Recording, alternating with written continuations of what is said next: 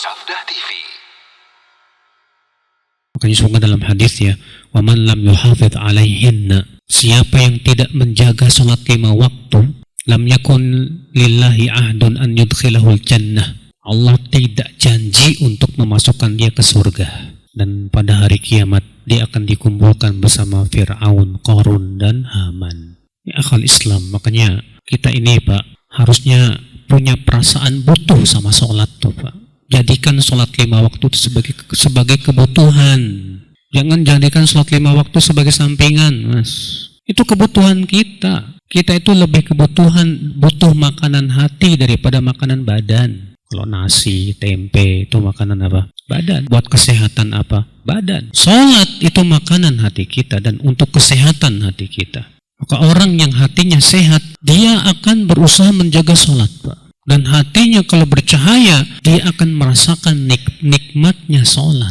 Makanya Allah berfirman apa? Ista'inu bis-sabri was-shalah. Minta tolonglah dengan sabar dan sholat. Lihat Rasulullah SAW dalam hadis riwayat Abu Daud, karena Rasulullah SAW idza hazabal amru shalla.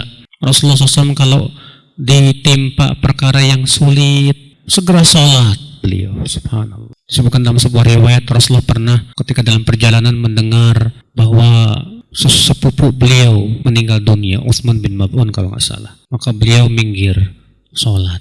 Coba jadikan sholat itu sebagai pelipur lara kita, Pak. Kita galau, sholat.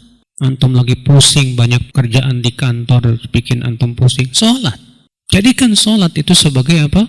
Betul-betul untuk menyelesaikan segala macam problematika. Syekhul Islam Taimiyah kalau baca buku terus nggak paham, sholat, minta kepada Allah kemudahan.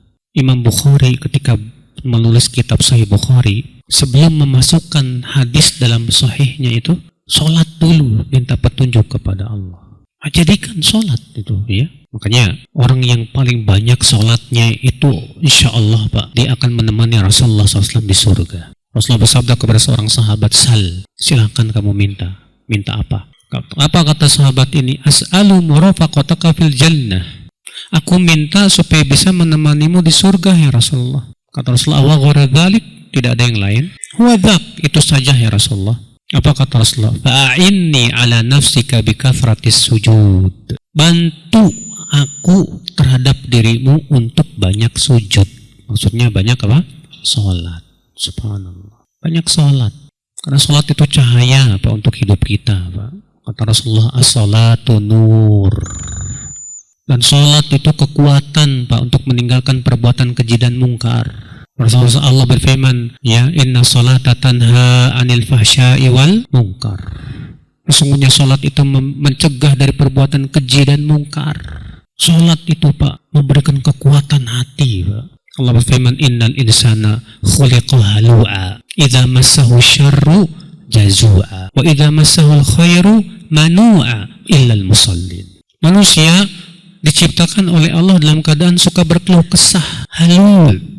Wa idza massahu syarru jazur. Kalau ditimpa kesusahan, enggak sabaran. Wa idza massahu khairu manu'. Kalau ditimpa kesenangan, pelitnya minta ampun. Kemudian Allah memberikan pengecualian, siapa yang enggak begitu? Illal musallin. Kecuali orang yang sholat. Orang sholat ditimpa kesusahan, sabar. Orang sholat itu diberikan kesenangan, dermawan. Masya Allah. Itu pengaruh dari sholat itu Pak. Makanya pengaruh sholat itu luar biasa dalam kehidupan Pak, dalam hati kita.